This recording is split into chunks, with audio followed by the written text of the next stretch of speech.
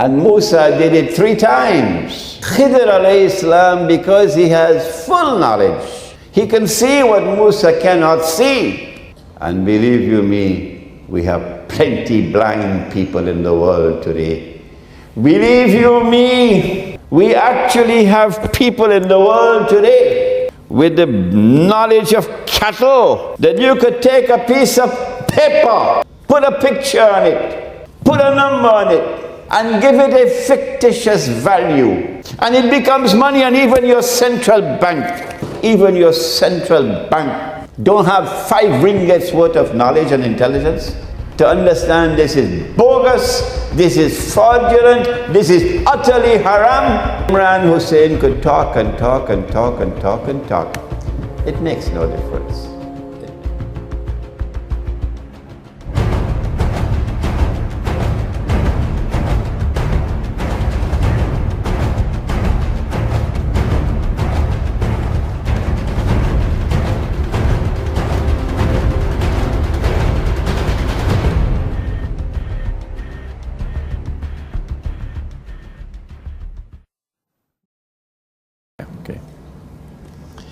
Alhamdulillahi wa kafa wa salatu wa salamu ala ibadihi alladhina istafa khususan ala afdalihim wa khatamin nabiyyin Muhammadin al-Amin wa ala alihi wa sahbihi ajma'in wa ba'd. Brother Chairman, distinguished guests, brothers and sisters and students, Assalamu alaikum wa rahmatullahi wa barakatuh. I have come to you this morning with a bit of the flu and a little bit of the cough.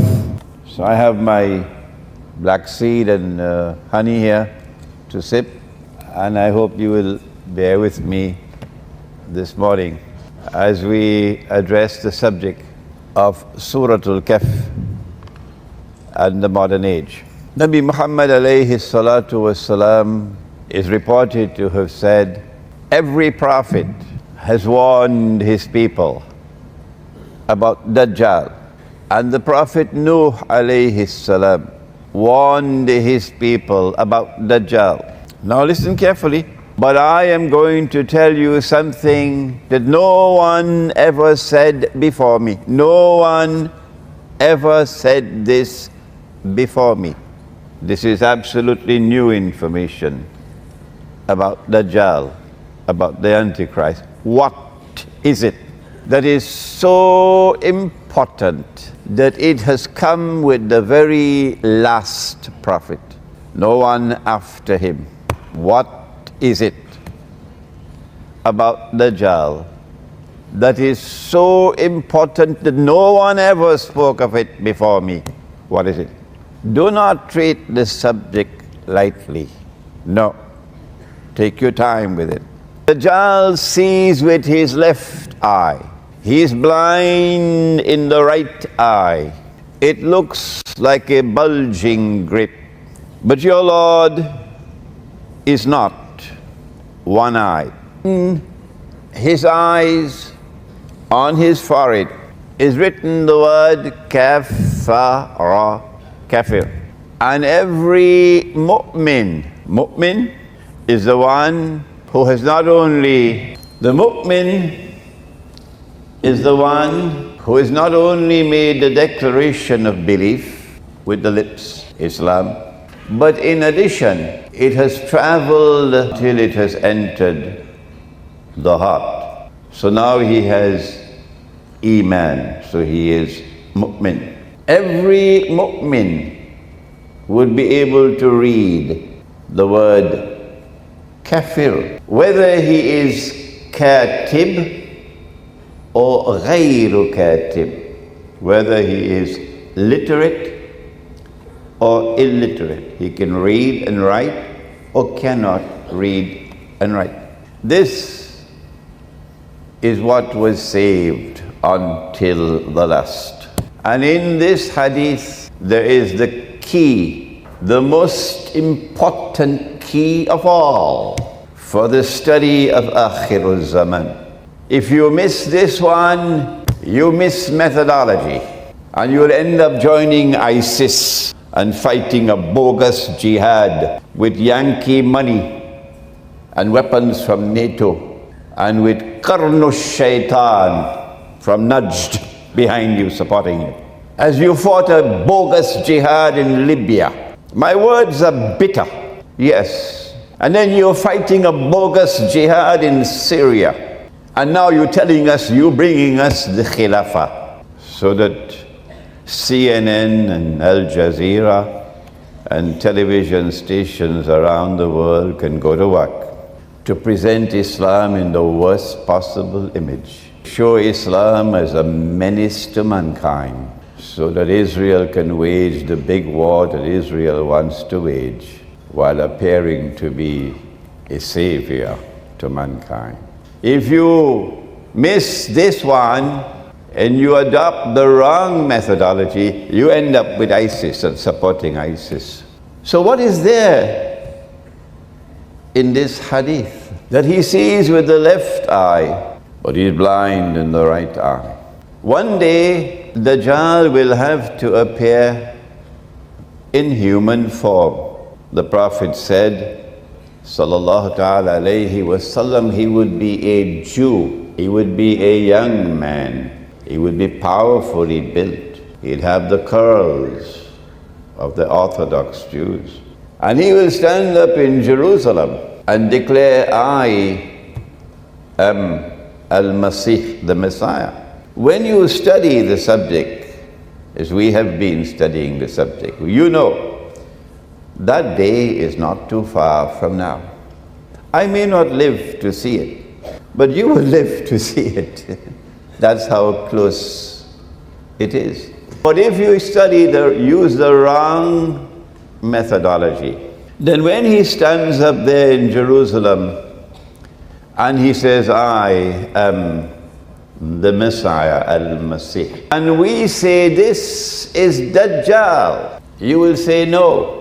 He cannot be Dajjal, because he sees with two eyes.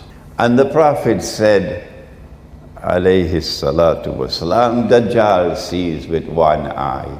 You are misled because you adopted the wrong methodology. That's why you end up supporting ISIS and the bogus Khilafah. What is the right methodology? How is it that the mu'min can read, whether he is katib or ghayru katib? He can still read kafir. But Abu Jahl cannot read, and George Bush cannot read, and this other one named Osama or Obama cannot read. How come they can't read? How come the think tanks in Washington cannot read, but the one who has faith can read? Huh? Maybe we should send Abu Jahl to the eye specialist. Check out his eyes. How come he can't read? But the report comes back from the eye specialist that his eyes are okay. Still he cannot read. But this one can read. Will you not think before you support ISIS? Did Allah not send this Qur'an liqawmi yatafakkarun? Did Allah not send this Qur'an to a people who think? Why have we stopped thinking? Is it because the one who has faith is not reading with these eyes alone?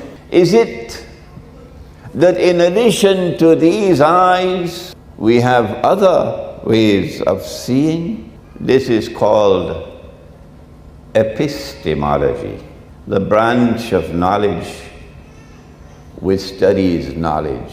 They don't teach it in the universities anymore. How do we acquire knowledge? The scientific method is that knowledge comes from external observation and experimentation and rational inquiry. And the scientific method says, wrongly so, that if knowledge comes from any other source, it's not knowledge. It belongs to Disneyland. But the Qur'an says otherwise. How I wish the Qur'an could be studied.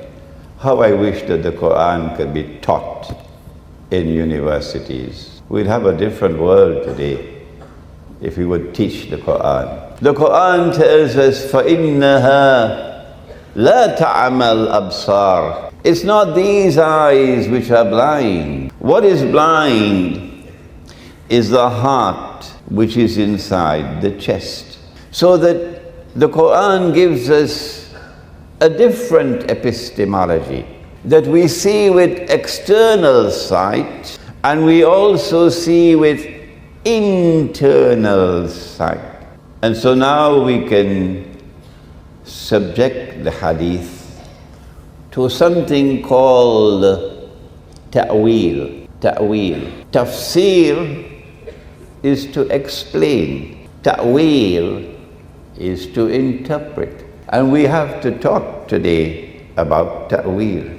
And when we talk on ta'wil, we go to the Qur'an, not to the hadith, to the Qur'an. So the one who has faith can read because he's seeing with the internal eye. And the one who is Abu Jahl cannot read because he is internally blind. And so now we can explain the hadith the way, the Salafi cannot do it. I have not come to USM with boxing gloves to take on the Salafi. No. Mine is a learned and a respectful response to a challenge from the Salafi. And I expect that he would respond to me in like ways. The ta'wil or the interpretation is that when Dajjal sees with the left eye, it symbolizes external sight, knowledge that is externally acquired. And when Dajjal is blind in the right eye, it symbolizes internal blindness. And all those who follow Dajjal will be internally blind. How then can we ensure that we are not internally blind? The heart can see only when the heart has faith. And you cannot fool Allah. Be conscious of the fact that Allah hovers between a man and his heart. Be conscious of the fact that Allah hovers between a man and his heart. So Allah knows whether this heart is worshipping Him or worshipping the dunya. And that's why Surah Kahf gave us the story of the rich man and the poor man. The rich man worshipped his two gardens. With his lips he says, I worship Allah. But with his heart he worshipped his wealth. And he believed that because he was rich, he is superior. So he is looking down at the poor. And the poor man is warning him, be careful. You should say, Ma sha Allah, for what Allah has given to you. Because Allah can take it away from you. It's tomorrow, see what's going to happen to the United States. Just watch and wait and see. And Allah can give me better than what you have. And so Allah withdrew the water and the gardens were all destroyed.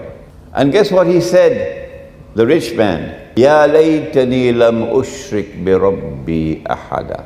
Ya laytani lam ushrik bi rabbi ahada. Woe unto me that I have committed this act of shirk. With the lips you say you worship Allah, but the heart worships elsewhere. So Allah hovers between a man and his heart. And Allah knows whether or not this heart is faithful. When the heart is faithful to Allah, and there is faith in the heart, then Allah will put nur in the heart. And when there is nur in the heart, then the heart can see. Without that nur in the heart, no scholarship, not even a PhD from Al-Azhar University, no scholarship, none, can penetrate ilmu Akhir al-Zaman. Be warned about that. There are two kinds of verses in the Qur'an. Let us now turn to the serious part of this subject. There are two kinds of verses in the Qur'an. This is at the beginning of Surah Al Imran. Allah speaks about ayat muhkamat, verses which are plain and clear. You don't need any interpretation, plain and clear. And these are the Ummul Kitab, the very heart of the Qur'an is there. So you have no excuse. You have no excuse. The heart of the Qur'an is plain and clear, like daylight. But Allah in His wisdom, and Washington is very angry about it, very angry, that Allah should put into the Qur'an a second kind of verse.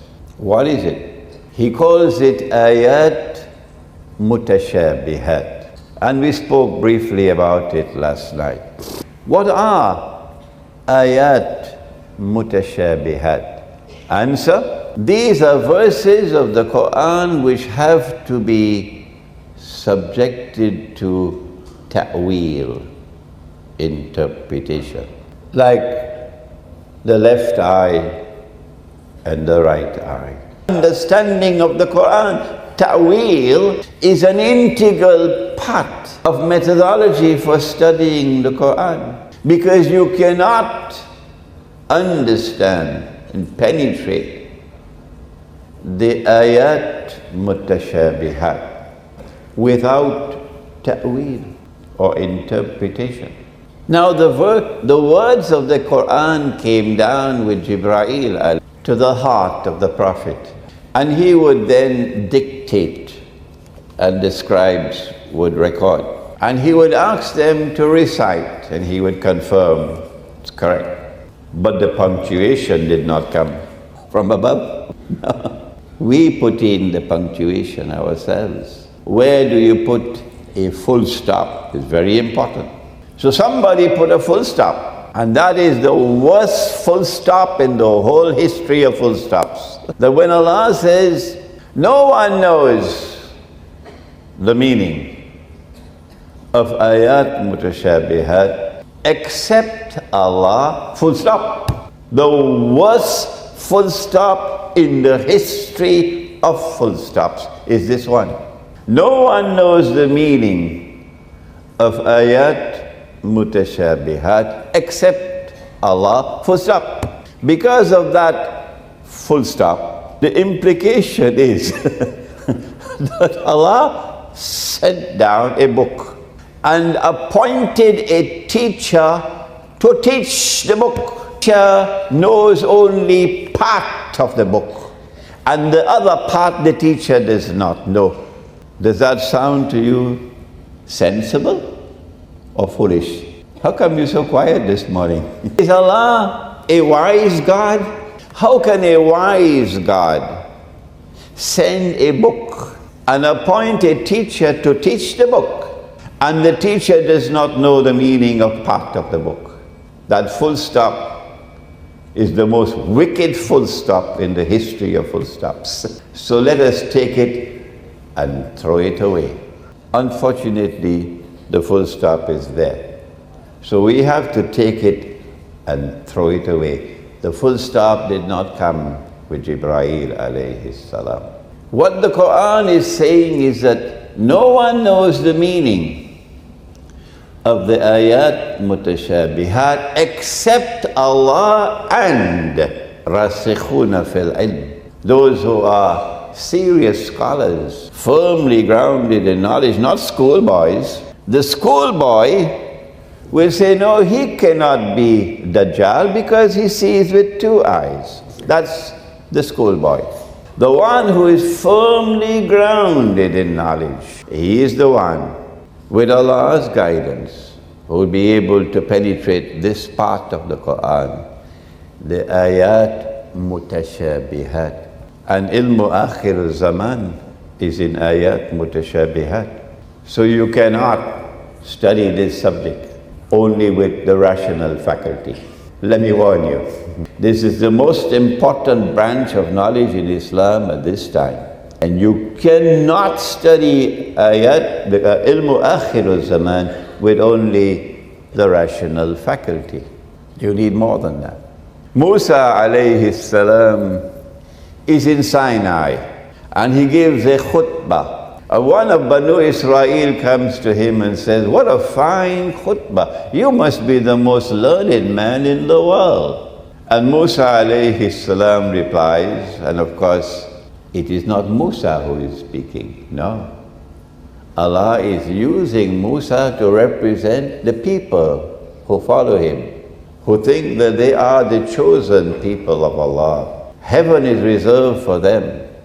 They are the elite of mankind. They are the intellectual and spiritual leaders of mankind. And all the rest of mankind are like cockroaches. So he says, yes, I am the most learned of all men, on behalf of his people. Does not recognize Allah as the most learned. And Allah says to him, no, you are not the most learned. There's one more learned than you are. He says, I want to meet him. And anyone who is humble, intellectually humble, not arrogant, would always want to meet the one who is more learned, to learn from him. So Allah says you will meet him at a particular place. You'll meet him at Majma'ul Bahrain. Majma'ul Bahrain, at the place where the two oceans meet. The one with the schoolboy methodology will think about Atlantic Ocean and Pacific Ocean. So maybe I should go to Table Mountains in Cape Town, and there I'll see the Atlantic Ocean and the Pacific Ocean. Now, Imam Baydawi is the only mufassir of the Qur'an to have said, no.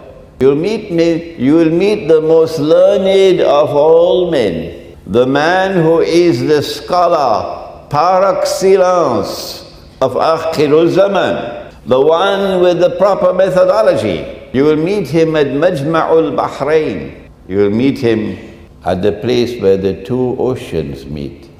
What are the two oceans? The answer, the ocean of knowledge, externally acquired, and the ocean of knowledge internally received.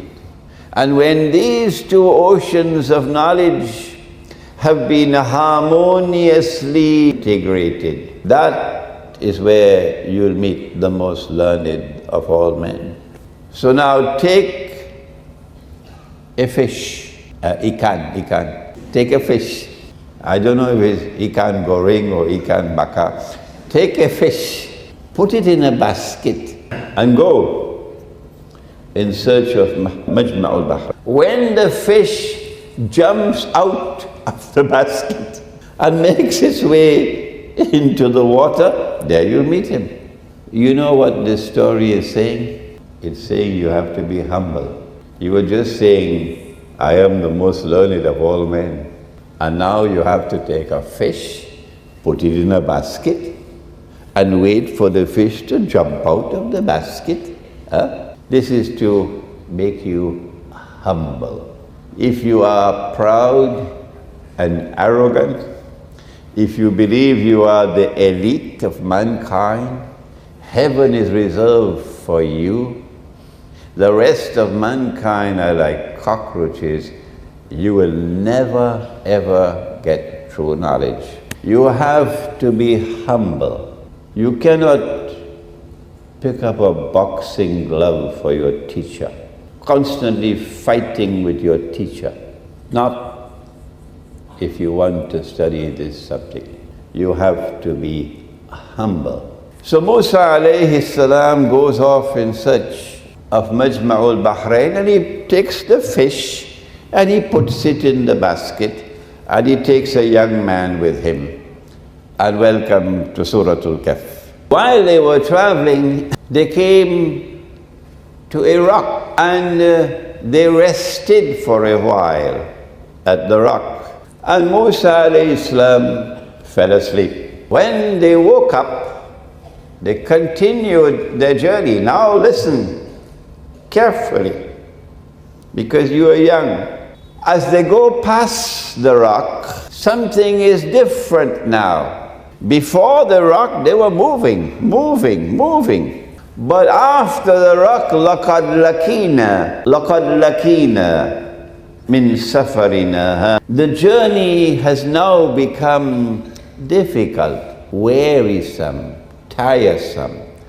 I wish I knew the Bahasa language so I could explain to you in Bahasa. It's a difficult journey now. Take out the food, let's eat. Because this journey has become wearisome, tiresome, difficult, not like before. Surah Al-Kahf is sending a message to you in Akhir al-Zaman. If in your heart there is love for Allah, and if you are searching for that way of life that will give you sukoon in your heart, you are not being fooled by the shopping malls that glitter in Tinsel Town. They don't hold any attraction for you, not the shopping malls. Your heart hungers for something else. Your heart is hungering for sukoon, for peace in this dunya. You can't get it. Life is wearisome. Life is tiresome. Surah Al-Kahf is saying, turn around, go back, go search for the rock. Turn around, go back. You've missed the rock. That was when the young man said, oh, I forgot to tell you that when we stopped at the rock, the fish jumped out of the basket and the fish made its way into the water in a wondrous way.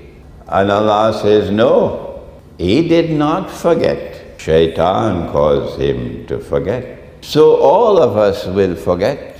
Imran also forgets, and you will forget. And when you forget, and Allah causes you to remember, you must now turn to Allah and ask Him to guide you to that which is better. So Musa alayhi salam said, that's what we were looking for. Let's hurry back to the rock. And when they returned to the rock, they found a man sitting. Musa alayhi salam realized, this is the most learned man of all in the world. And we mean no offense at all to our sisters, because each one of us has a mother. Our mother is a woman. Yes, we came from a woman. Without a woman, none of us would be here. None of us would be here without a woman. But the man who is sitting on the rock is always a man, not a woman. This is the most learned of all men. The man responds and says, what? A greeting like that? In a place like this? Who are you? He says, I am Musa. Oh? Which Musa are you? Are you the Musa of Banu Israel, that Musa? Are you the Musa of Banu Israel, that Musa? Indicating that he does not belong to Banu Israel. If he belonged to Banu Israel, he'd say, welcome, our Musa. You are our Musa, because he is Banu Israel. He doesn't say so. He says, which Musa? Are you the Musa of Banu Israel? So he is not Banu Israel. Surah Al-Kahf is sending a message to the Jews that you're not the most learned of all in the world. No, there's one more learned than you are. You better humble yourself and come to him for knowledge. So Musa alayhi salam says, yes, I am that Musa. In that case, look at wisdom. In that case, this is the most learned of all men speaking. In that case, Allah has given to you knowledge that I don't have.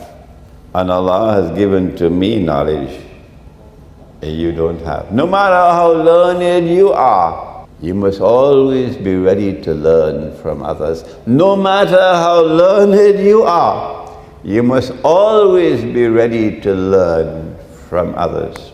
And when you teach to others, do it with humility. Now, why is he sitting? Why is he sitting on a rock? This is religious symbolism. And you must have insight, basira, to understand the symbolism. He's sitting on a rock because he's not sitting on shifting sand. He's not the kind of man who any direction the wind blows, he has to turn in that direction. So when Washington says one thing, suddenly you see him change and he's following the way of Washington. And then Washington changes, says another thing, and suddenly you see the scholar of Islam changing, turning that way now. Why? He doesn't want to be called a terrorist. He doesn't want his name on any no-fly list. No.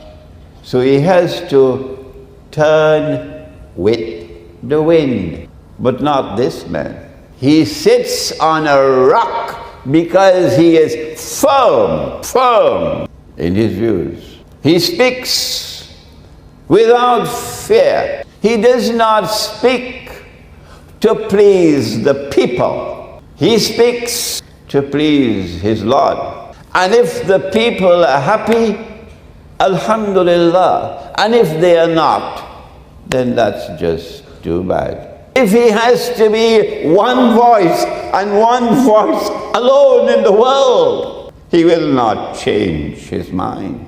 That is what it means to sit on a rock. He got a backbone made of steel, not a backbone made of recycled paper. So my daughters, when you look for a husband, find a boy, find a man who has a backbone made of steel, not one with a backbone made of recycled paper. And so Musa alayhi salam says to him, I want to follow you so I can learn from what Allah has given to you. The teacher of Akhir al-Zaman is Khidr. He is the only teacher of Akhir al-Zaman because only he has the right methodology. How did he get the name green? The Prophet said, sallallahu alaihi wasallam, that he came to a land which was barren, dry. And he sat down and everything became green, like Malaysia, green. But this is not a man who memorizes this kitab, and then memorizes that kitab, and memorizes that kitab, and then spends the rest of his life like a machine, repeating what he's memorized. No, this is a man whose knowledge is like the raindrops. That when he speaks, it's like raindrops falling on the dead earth. And it comes back to life, and everything is green. So when he speaks, the dead hearts come back to life. And the dead hearts now begin to vibrate in worship of Allah. This is Khidr. How did he get this kind of knowledge? Allah introduces him and says about him two things. And listen carefully. Two things about his scholarship. Two things. أَتَيْنَاهُ رَحْمَةً مِّنْ عِنْدِنَا وَعَلَّمْنَاهُ مِنْ لَدُنَّا عِلْمًا. I gave him kindness. I gave him kindness. I gave him kindness. He's kind. He's compassionate. And I gave him knowledge directly from myself. Two things. You cannot have the knowledge alone. You must also be kind. Kindness must be there in every single particle of your body. the way you speak, the way you behave, your capacity to be forgiving and merciful, your capacity to be charitable and kind. And in addition to that, Allah gave him knowledge directly from Allah. And we call that spiritual insight, internal, intuitive, spiritual insight. That's why Washington is so angry, because they can't get it. How important is this spiritual insight? Before we get the answer, Musa says, I want to follow you so I can learn from you. Before Khidr responds to him, let us step back a little. How important is this? This is back to methodology. Only the rasikhuna fil ilm can understand and penetrate the mutashabihat. What is their secret? The answer is, they say, the whole of the Qur'an is from my Lord. So if you want to understand the part, you got to study the whole. You got to take all the verses of the Qur'an pertaining to a subject. Like, for example, what happened to him when they attempted to crucify him. And then they boasted, Inna qatalna al-Masiha Isa ibn Maryam Rasulallah. We've killed him.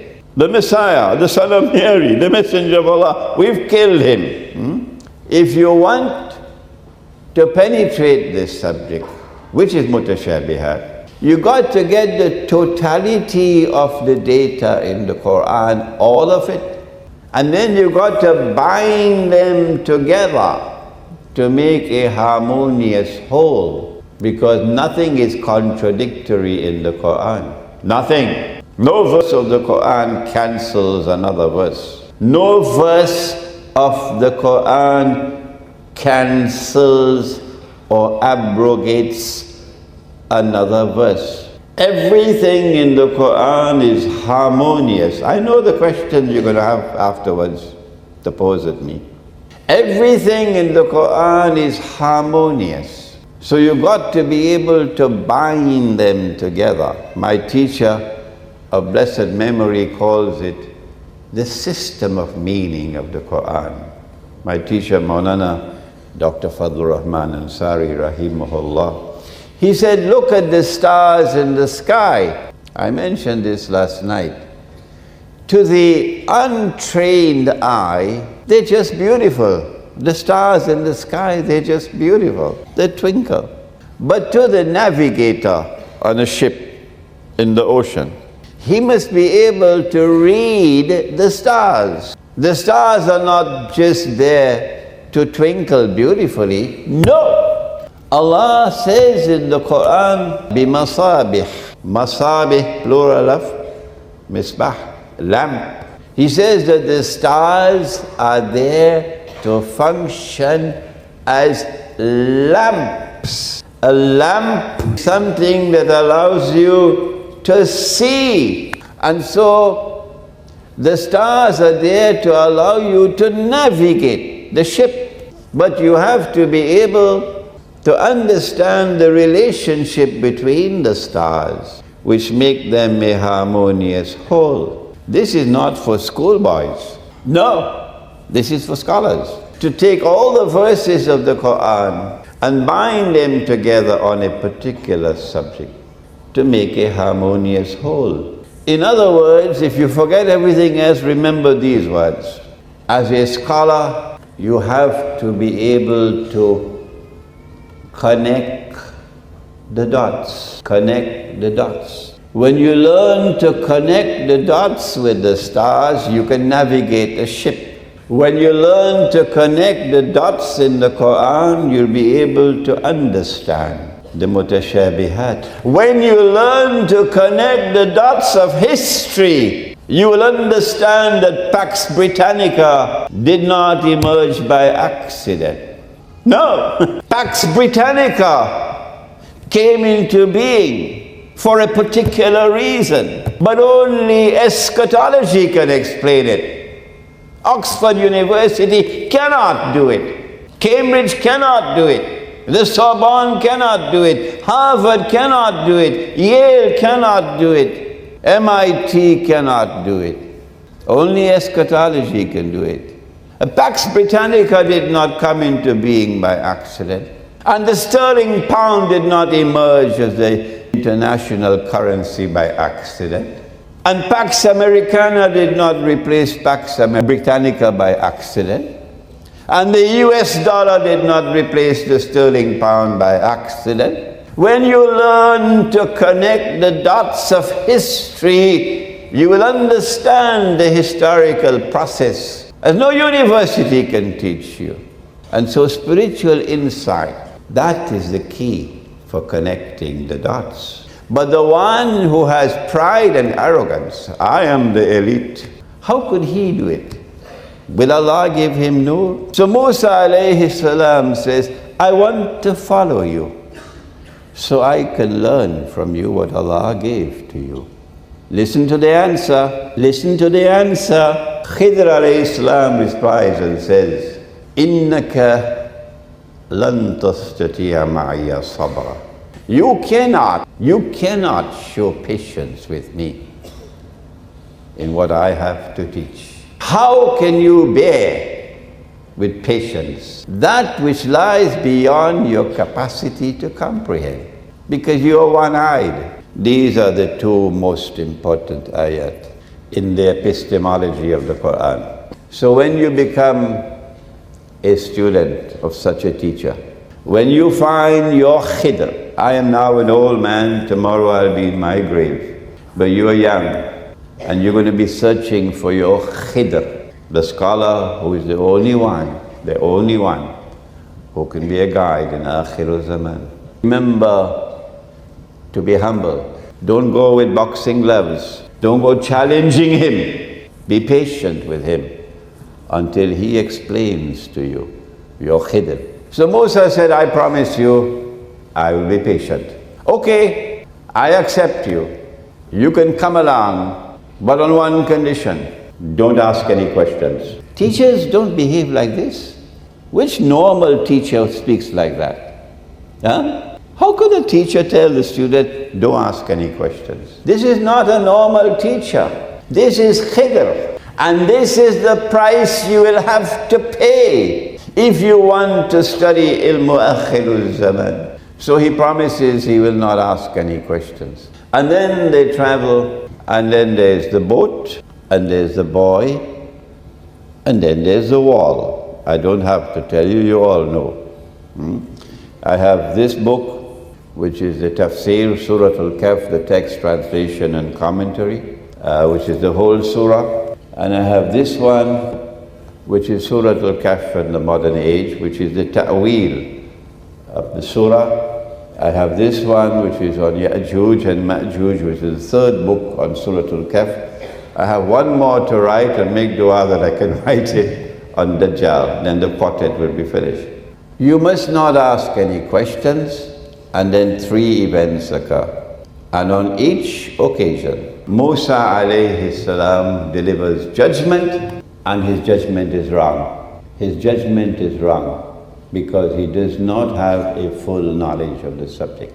His judgment is wrong because he does not have a full knowledge of this subject. He's only seeing a part of it. Like today we now have pipe-borne water.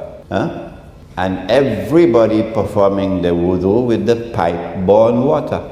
And everybody performing the wudu of Gog and Magog. And everybody have abandoned the wudu of Muhammad alayhi salatu. They don't understand. A trap was set for them.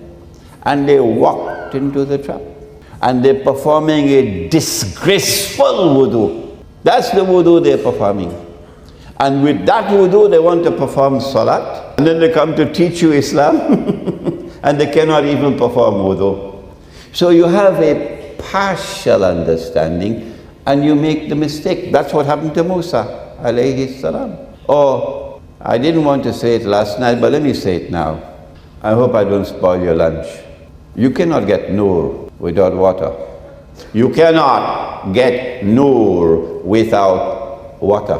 Water is the road to Nur, water. And if you disrespect water, forget it. No Nur for you. You cannot waste water and still expect to get Nur. And that's what you do when you make wudu now. The American Indians who lived in America before the devil came to take over America. The devil came from Europe to take over America. The American Indians, and there is a stream of water, and there are fish in the water, and the fish is food, and he is so good, he can take a spear and catch a fish. And he wants to urinate, he wants to pass water. Do you think an American Indian will go and urinate in the river? How come you're so quiet? What's wrong with you, so quiet? No. An American Indian will show respect for water. He will not urinate into water. He will not pass his stool into water. Muhammad ﷺ would dig a hole and put the stool there and cover it. And that's the best way, up to this day, the best way. Because it can then decompose because of oxygen and become fertilizer. But we have our PhDs. We belong to the age of progress and knowledge.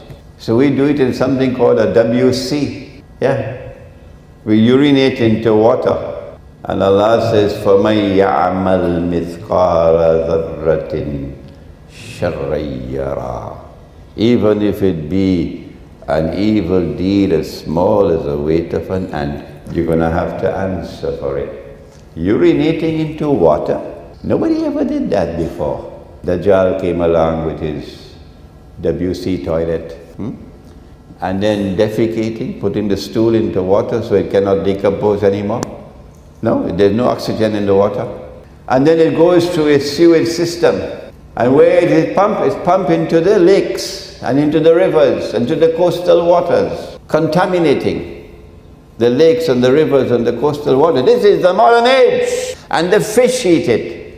And then we buy the fish and it's mashallah, ikan baka. So you're only seeing a part of the subject and you make wrong judgment. And Musa did it 3 times. Khidr alayhi salam, because he has full knowledge. He can see what Musa cannot see. And believe you me, we have plenty blind people in the world today. Believe you me, we actually have people in the world today with the knowledge of cattle that you could take a piece of paper, put a picture on it, put a number on it, and give it a fictitious value. And it becomes money, and even your central bank don't have 5 ringgits worth of knowledge and intelligence to understand this is bogus, this is fraudulent, this is utterly haram. Imran Hosein could talk and talk and talk and talk and talk. It makes no difference. It makes no difference. If you had a little bit of sense, you'll understand that Israel is not so stupid as you are. That tomorrow Israel is going to bring gold and silver as money, while you stupid, foolish Muslims still remain following the enemies of Islam with this bogus money. Israel is going to bring gold and silver tomorrow as money. I hope I don't live to see that day, because the shame and the embarrassment will be too great for me. My ummah, the ummah of Muhammad alayhi salatu wasalam, and you cannot even recognize this as bogus and fraudulent, as haram. Where are the scholars of Islam? Musa alayhi salam does not have the full knowledge. Khidr has the full knowledge. And so Khidr is able to explain the boat, the boy, and the wall. I want to end with a little bit of ta'weel on all 3. In the case of the boat, he damaged it because he knows that something is coming and they're going to lose their property. And by damaging it, he saved the boat. So when you have knowledge which comes directly from Allah, you are able to anticipate what is coming. My critics, and they have no other job in the world other than to criticize Imran Hosein. No, his books must not be in our bookshop. No, he must not be invited to come and lecture. Distant Islam. When you have the knowledge that comes directly from Allah, when Allah blesses you with that insight, you are able to look ahead and you can see events which are about to occur. Like, for example, I mentioned last night that nuclear war is coming. Nuclear war is around the corner between United States and NATO on the one hand and Russia and China on the other. There'll only be one nuclear war in history. Only one. Can't be two. That nuclear war is coming. And they want it sooner rather than later, because the longer they wait, the stronger will Russia become. I was of the opinion that perhaps the nuclear war would be 5 or 10 years from now. And then I went to attend a conference in Iran in September, a conference of independent thinkers. And on the first night that I was there, I had 2 dreams, one after the other. And in both the dreams I saw nuclear war. I saw the missiles being shot into the sky. And I saw that Pakistan was a part of the nuclear war. The Christians call it Armageddon. The Prophet ﷺ called it Malhama. Would it not be of benefit if we are able to anticipate that nuclear war is coming? And what can we do to prepare for it? Yes, only Allah knows the future. You don't have to tell me that. But Allah can, if He wishes, convey knowledge to those whom He chooses. And so with the methodology of Khidr alayhi salam, you can look into the future and see that a king is coming to seize the boats. And by damaging the boat, he saves the boat. Similarly, today we know the US dollar is going to collapse, probably with the nuclear war. I don't think it will collapse before that, but I can be wrong. And when the US dollar collapses, all the paper money in the world will go with it, including your ringgit. Their plan is to have one universal currency, one for all of mankind. And it will be invisible electronic money. And if we are so stupid to accept the paper money, will we be so stupid to accept the electronic money as well, when we should be returning to dinar and dirham? So, when you have internal, intuitive, spiritual insight, and you study Surah Al-Kahf of the Qur'an, you are able to anticipate what is coming. Number 2, the boy. And he killed the boy because he knew that this boy was going to grow up to join ISIS and go fight the bogus jihad and become a threat not only to his parents but to the whole ummah. You can see ahead. But now look at something else. The wall. And the wall is collapsing. And he rebuilds the wall. And Musa cannot understand why he's rebuilding the wall amongst the people who would not offer any hospitality. The answer is because of the knowledge which comes from him, he could not only look into the future, he could also look into the past and reinterpret history. That there is a treasure underneath the wall. It belongs to 2 orphans. And Allah wants that these orphans should grow up and get the treasure that their father left for them. So when you have this knowledge which comes directly from Allah, you're not only able to look into the future and anticipate what is coming, you're also able to look back into the past and connect the dots of history and recognize the dot that connects Pax Britannica with Pax Americana with Pax Judaica, which is around the corner. And you'll understand therefore the movement of history. And you'll be able to anticipate how much time is there left before the Malhama. And then when the Malhama takes place, what comes after that? The conquest of, help me somebody, come on help me somebody. After the Malhama, the conquest of, you got homework to do, the conquest of Constantinople. Your Prophet said so. The Malhama is coming, the nuclear war, and after the nuclear war, the next thing to occur will be the conquest of Constantinople. That is why Mustafa Kemal changed the name and prohibited the use of the word Constantinople. And we say to Mustafa Kemal, get lost. If Muhammad alayhi salatu wasalam referred to the city as Constantinople, then that's Sunnah. No Mustafa Kemal could tell me I cannot follow the Sunnah.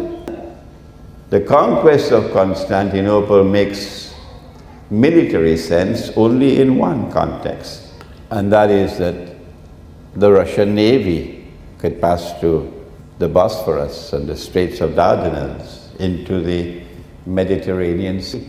So we can say from USM, we can say it today, that Russia will survive the nuclear war. NATO, you can put that in your pipe and smoke it. Russia will survive the nuclear war as a naval power. And the Russian Navy will pass through the Bosphorus and the Straits of Dardanelles into the Mediterranean. Because when we conquer Constantinople, NATO's back will be broken. What comes after the conquest of Constantinople? Khuruj of Dajjal. Khuruj of Dajjal. And after that comes Imam al-Mahdi, and then comes the return of Nabi Isa alayhi salam. But that's not our subject for today. I suggest to you that Surah Kahf of the Qur'an is the surah par excellence of Akhir al-Zaman. And if you have to spend the rest of your life studying it, you must do so. Finally, there's a shortcut to Nur. The Prophet said, alayhi salatu wasalam, recite Surah Kahf on the day of Jummah, and you will get Nur from the samawat to the earth. And that Nur will stay with you until next Jummah.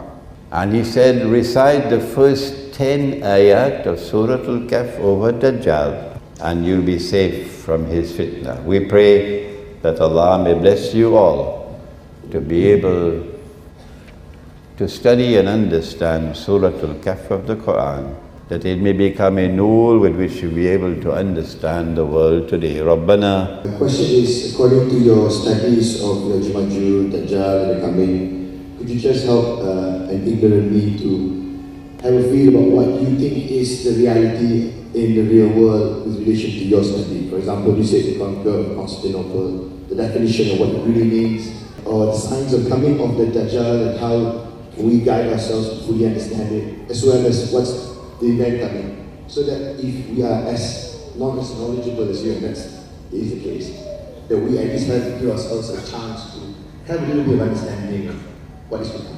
Thank you. I will need 1 week to answer you. I want to suggest that you read Jerusalem in the Qur'an, which might qualify as the textbook of Islamic Eschatology. And after reading Jerusalem in the Qur'an, then you read these books on Surah Kahf. The key to the subject, and this is where the Iranians differ with me. I've been to Iran 3 times already, and Iran, the Shia ulama are very firm in their view that the key to ilm Akhir al-Zaman is Imam al-Mahdi. And I said to them, no, you're wrong. The key to ilm Akhir al-Zaman is Nabi Isa alayhi salam. So you've got to study the subject of Nabi Isa alayhi salam, particularly what happened at the time when they attempted to crucify him, which we don't have the time now to explain.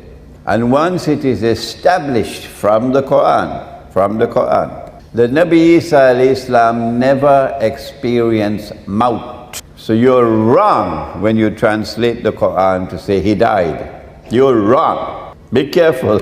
The Qur'an does not say that he experienced maut. And since kullu nafsin za'iqatul maut, every soul must taste maut. the implication is that includes Nabi Isa alayhi salam. So wherever he is, he has to return. Then you come to the hadith about Dajjal, who will impersonate the true Messiah. And since the true Messiah has to rule the world from the holy state of Israel, from Jerusalem, it follows that Dajjal, if he is to convince the Jews that he is the true Messiah, he will have to establish his rule over all of mankind from Israel. Now you can understand history. In order for him to rule the world from Jerusalem and convince the Jews that he is the Messiah, number one, he has to liberate the Holy Land for the Jews. He did that already when the British army defeated the Ottoman army and took over Jerusalem. 19 what? 17, yes. Number two, he has to bring the Jews back to the Holy Land to reclaim it as their own. He did that. And he was assisted by a Zionist clone called the Soviet Union. He was assisted by a Zionist clone called the Soviet Union. You see what happens when you study the subject? You can reread history. Number three, he has to restore a state of Israel in the Holy Land. He's already done that, 1948. Number four, he has to cause that state of Israel to become the ruling state in the world. So Malaysia has to bend its knee. That's why you lost the first aircraft. That's why you lost the second aircraft. Because Malaysia will not bend its knee. I don't know how many more aircraft you're going to lose. Because Malaysia would not bend its knee. That's why you're losing the aircrafts. He has to establish his rule over the world. That's why they want the nuclear war, so that the two ruling powers in the world would knock out each other. So a post-nuclear world would be a world that Israel can more easily establish its rule over. This is how you're able to use this subject to understand and explain the world today. But I'll need a whole week to explain Dajjal to you, to explain Gog and Magog. Here is my book on Gog and Magog. Read it, study it, and then apply this knowledge to politics, apply it to economy, understand the banking system, apply it to monetary economics, understand Bretton Woods and the International Monetary Fund, and the bogus paper money and the electronic money which is coming. Apply it to the feminist revolution, and see what's happening to the world of women. There are so many other aspects of the modern age directly linked with eschatology. And our Prophet ﷺ has spoken extensively. There was a sheikh who was speaking when I came. I couldn't understand the bahasa, but whenever he quoted in Arabic, mashallah, he studied the subject. He was quoting for you several ahadith of the Prophet ﷺ on Akhir al-Zaman. Next question. Assalamu alaikum, Sheikh. My name is Muhammad Yusuf. In your various lectures, you have criticized the banking system and also various financial institutions. My question is, what do you think of the Islamic banking and zakaful, in which we were told that it is Sharia compliance? And how do we escape from becoming users and supporters of these various financial institutions? That's all. I have a booklet outside entitled Islam and the Future of Money, the gold dinar and silver dirham. Islam and the Future of Money. None of us has complete knowledge, so my knowledge of the subject is constantly increasing. And since I wrote that book, there are now 2 more chapters to be added to it. The Bretton Woods monetary system, which gave us the US dollar as the international currency, was backed by gold. That the US government undertook a responsibility under international law to redeem US dollars for gold at the rate of $35 for 1 ounce of gold. So there was some integrity in the US dollar. But only governments could redeem, only governments, not people. That's bogus. Two governments in the world recognized that this was bogus. Two governments in the world stood up to defy them. One belonged to this region of the world, and the other was France, General Charles de Gaulle. He recognized that this was unfair, this was bogus, and he spoke in the French National Assembly against the monetary system. And that's why they took aim at him and they got him out of power. Who was the other government? Answer? Ahmad Sukarno. Yeah. You're too young to know it. But Ahmad Sukarno recognized that in order for money to have integrity, the Indonesian rupiah had to be redeemable in gold. Indonesia has now buried this knowledge below the ground. You can't find it. They don't want people to know it. But Ahmad Sukarno wanted the Indonesian rupiah to be redeemable in gold. That you could take the rupiah to any bank and you can get gold for it. If Ahmad Sukarno was successful, the Indonesian rupiah would not be in the disgraceful state where it is now. And my daughters would not be slaves. My daughters would not be slaves picking up your garbage. My daughters working for the salary of a slave in Lee Kuan Yew in Singapore. But who talks about that? So Sukarno took Indonesia out of the UN. May Allah bless him for that. People who have one eye can't understand it. But people who have two eyes would say, may Allah bless him for that. And Ahmad Sukarno took Indonesia out of the IMF. Yes, he did. Hugo Chavez is one of my heroes. He's my next door neighbor. I'm from Trinidad, he's from Venezuela. Hugo Chavez tried to take Venezuela out of the IMF and could not succeed and died. But Sukarno took Indonesia out of the IMF. And that's why the CIA had to put their stuntman Suharto and remove Sukarno so that the CIA will rule over Indonesia. Two governments. Until eventually Dr. Mahathir, when he was about to retire, also took aim at the monetary system. Where are the scholars of Islam to tell Bank Negara? Where are the scholars of Islam? You'll have to answer on Judgment Day. You will have to answer on Judgment Day. Unless the scholars of Islam stand up and say this paper money is bogus and fraudulent and haram, your so-called Islamic banking will prosper. Is there any Islamic bank in the world which is arguing that we should bring back gold and silver as money? Dinar and dirham? None. If an Islamic bank calls for dinar and dirham, they'll shut it down.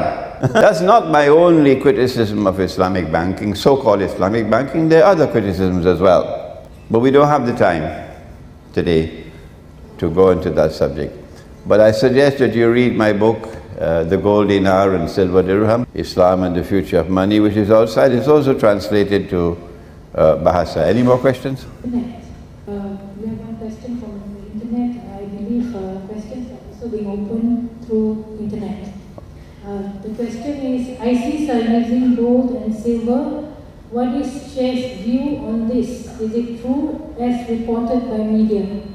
My answer is that even if Shaitan were to call for dinar and dirham, I'll commend him, but he still remains Shaitan. Any relationship between Surah Al-Kahf, democracy, and is there any relationship between democracy and shirk in Akhir al-Zaman? Of course, of course. Democracy has come as part of a package. The package includes the modern state, the modern republican state, the modern monarchy, the Khilafah state in Islam, and medieval Christian Europe, and the Hindu state. They all recognize something above as supreme. In the case of the Khilafah state, Allah is Al-Malik, Allah's sovereignty, Allah's authority, Allah's law is supreme. Dajjal came with the modern state. And the modern state around the world today, whether you have Islam as your state religion or not, Whether you call yourself the Islamic Republic of Pakistan or the American Republic of Pakistan, the modern state says Allah is not Al-Malik.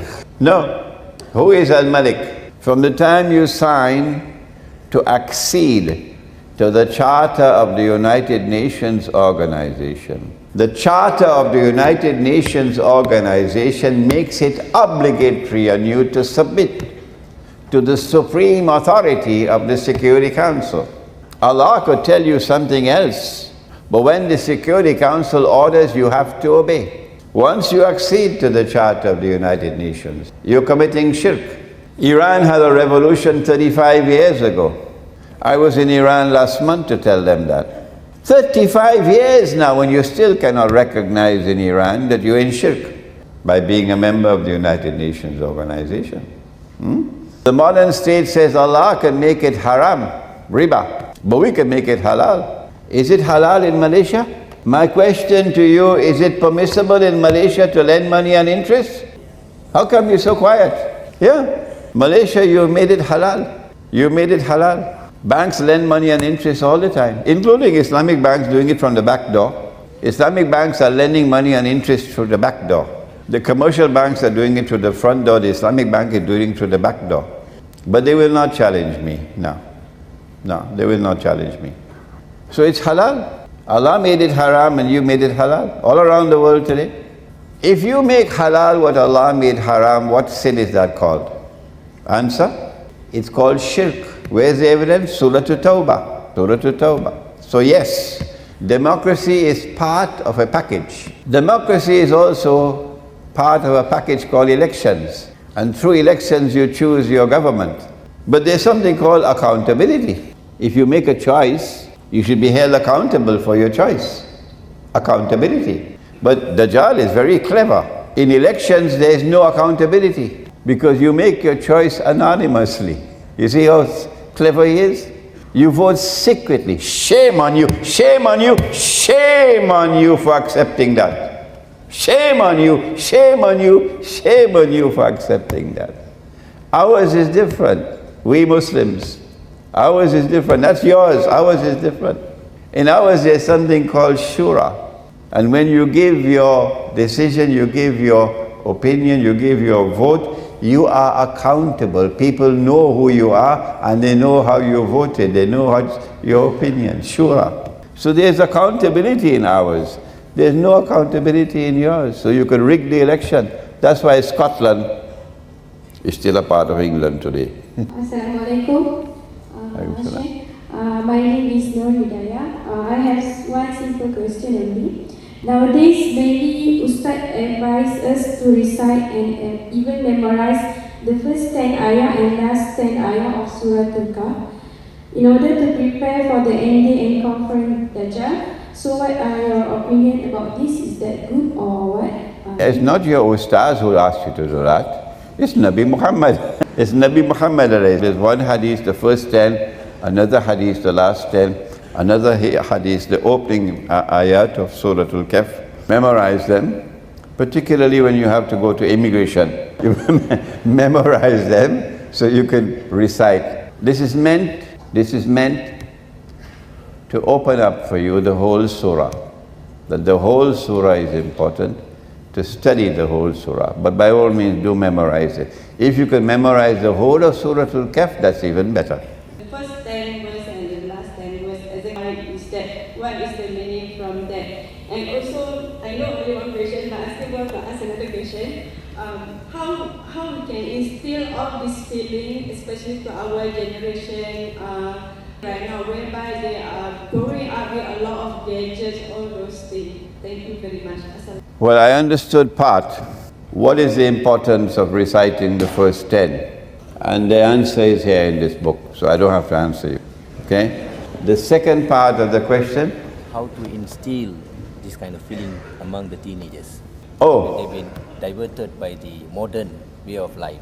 Okay. How do we protect our teenagers from the traps, the fitna of Dajjal? Number one, are you ready? Turn off the television. Number two, take the television and throw it out of the house. I rented an apartment in Gombak. My landlord is Chinese and very nice man, very straightforward in his business dealings.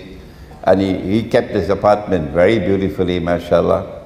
And he was so happy, he's leaving for me a huge television in the sitting room, big like this, and another one in the master bedroom. So I called him.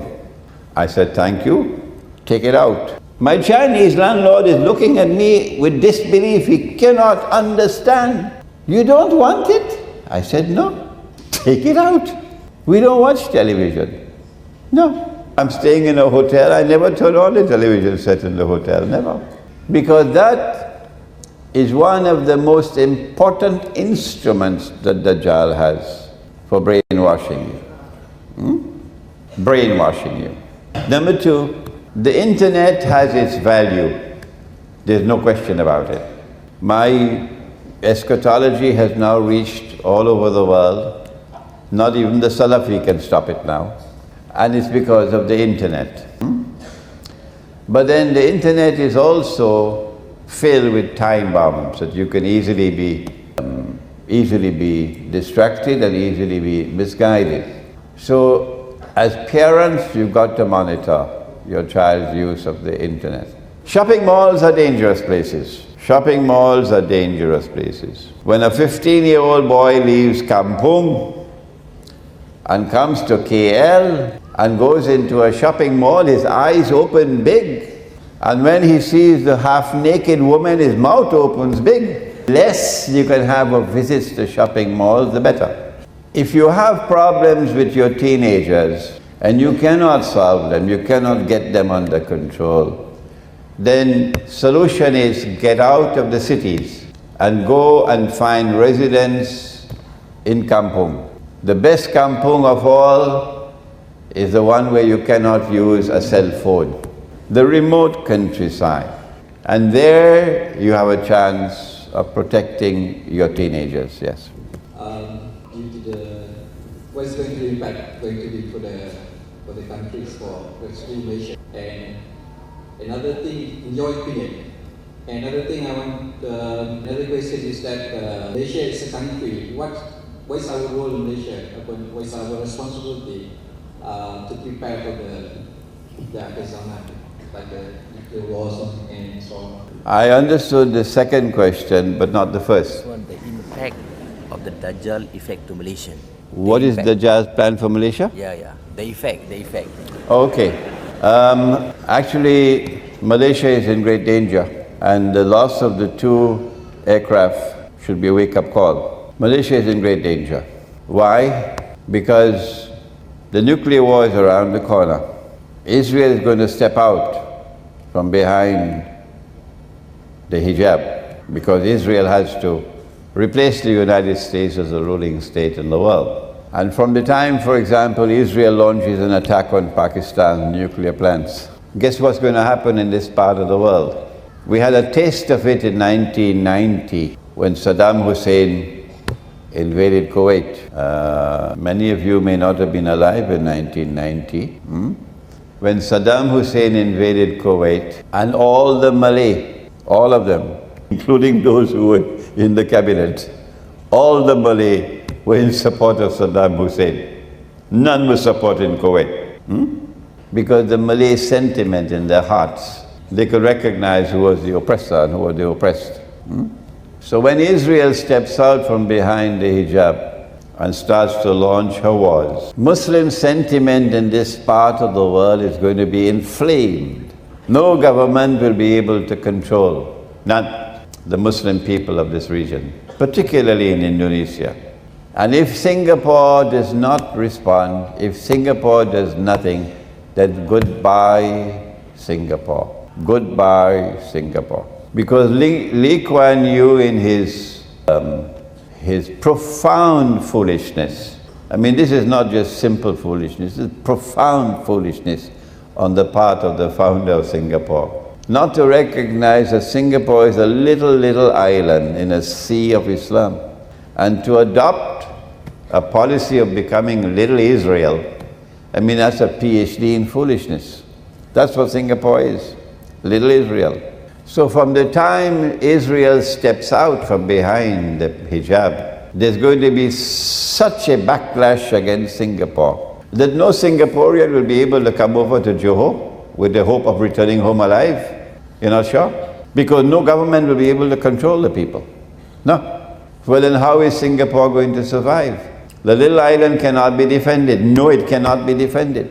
Not possible. The Malaysian armed forces probably already know this. I'm not saying anything new. That the only way that Singapore can possibly survive is to get more space. And so one can expect some rash move on the part of Singapore at the expense of either Malaysia or Indonesia, more likely Malaysia. But any such move on the part of Singapore will trigger racial war, race war in this part of the world. So you're sitting on a gunpowder at this moment. You're sitting on gunpowder at this moment. And it is eschatology, the study of eschatology, that will help a government in Malaysia, and the government in Indonesia to prepare for what is to come. I don't think I should speak any more than what I've just said. I think we give last question. My name is Ismail. My question is actually relates to Dajjal. How actually describe Dajjal? Is it a human like us, or animal, or is it a superpower like Israel? Thank you, Sheikh. Question is Dajjal a human being, or is he an animal, or what is he? How do we describe him? Were you here for the whole lecture, or did you come late? Because I did mention, did I not?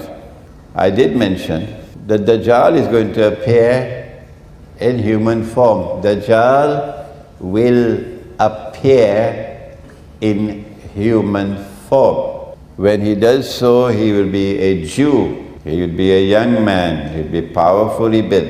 He'll have the curls of the Orthodox Jews. I did say that, did I not? That, of course, is not the full answer. But it's too complex a subject for me to go beyond that. So you should be suffice with that, okay? Make dua that I can write my book on Dajjal, where you'll get a more comprehensive answer than that.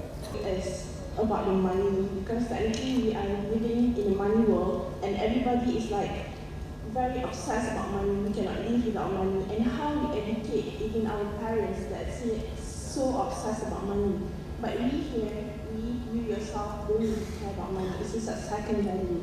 How do you advise the people?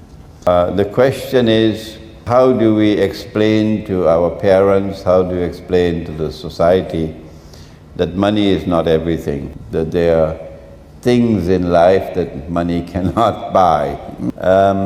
It is Allah who guides the heart to Him. You cannot do it. All that you can do is to warn, nothing more. And when you warn, you must call people with wisdom and do it in a nice and graceful way. Once you have done that, I have done my duty.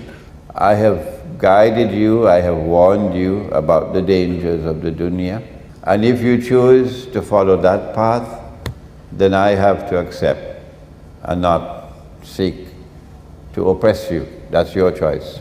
I have one question regarding ISIS. I read a lot of from the NAS, a lot of things shows a good thing. But based on your explanation just now in your lecture that ISIS is a bogus, so can you explain further? Thank you. Question: who provides them with state-of-the-art weapons, the most sophisticated weaponry? Do they have the technology themselves? Do I live in dreamland? Do they have the manufacturing plants? Who provides them with all these weapons? Number two, who is financing them? They're being paid $1,000 a day to go and fight? Where's the money coming from?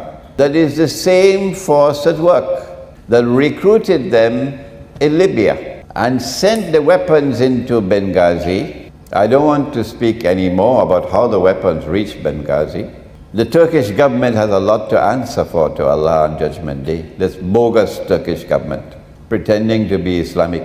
And they recruited fighters from different parts of the world, paying them money. These are mercenaries, not mujahideen, mercenaries. They're fighting for money. And they show no Islamic etiquette, Islamic rules of warfare. In the case of Tripoli, they waited until Ramadan. They waited until people have fasted for the whole day. And now it is the time to break the fast. And everybody lay down their weapons to sit down over the iftar to eat.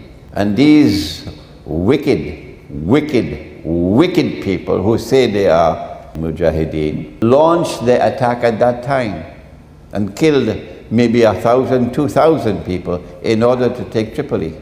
They can't be Muslims. Their place is in Jahannam. The same people who did that in Libya, in consequence of which Libya is now, it's a failed state, it's finished.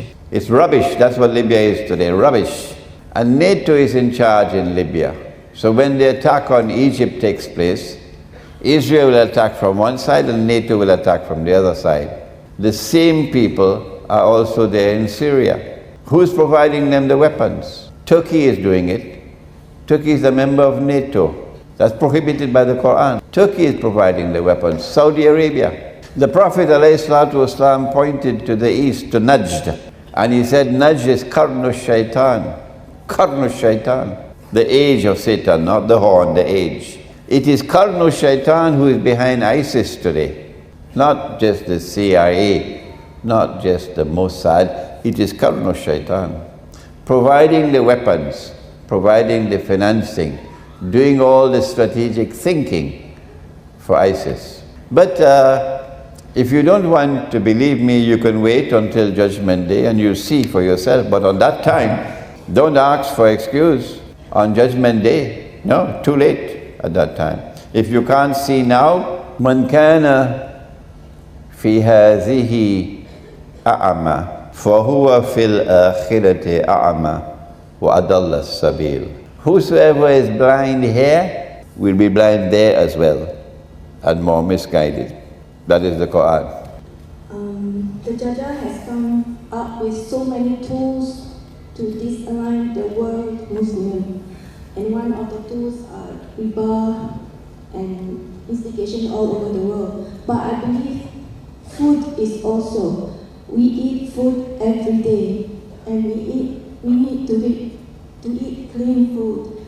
I want to know how bad Monsanto of America going global and even into Malaysia with its... Yes, there is a hint of this in Surah Kahf, that food is going to be a problem in Akhir al-Zaman. Remember, the young man slept for 300 years. When you wake up after 300 years, you're going to be hungry. So they sent one to get some food, and they gave him instructions. فَلْيَنْظُرْ أَيُّهَا أَذْكَى طَعَامٍ. Go search for that food which is purest. That is what we have to do today. Food today is increasingly corrupted and contaminated. And your baby, for the sisters here, my daughters here, be careful. If you provide your babies with the milk that they have corrupted and contaminated with hormone injections, then a baby boy will grow up feminine. It's not that Allah created him that way. I have a case now in KL. The mother is spending so much money, she doesn't know what to do. Little boy is behaving like a girl.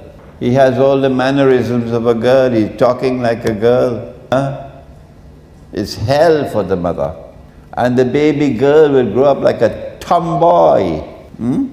And you don't know what to do with this girl. She's not growing up like a girl, she's growing up like a boy. She's behaving like a boy.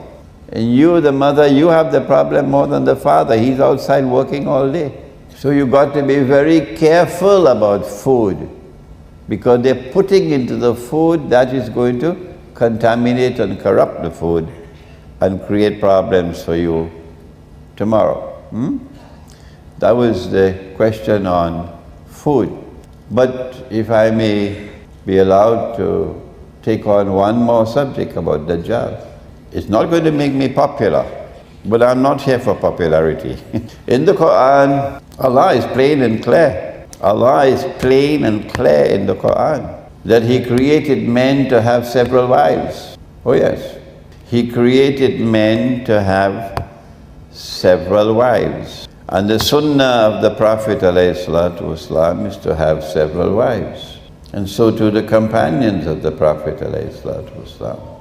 And if men are to have several wives, it follows that Allah must have created more women than men. You cannot have men having several wives and yet create same amount of men as women. So forget about the official statistics. Forget about it. There'll always be more women than men in the world. Dajjal it is who has come along. And when you study ilmu Akhir al-Zaman, then you will understand the strategy.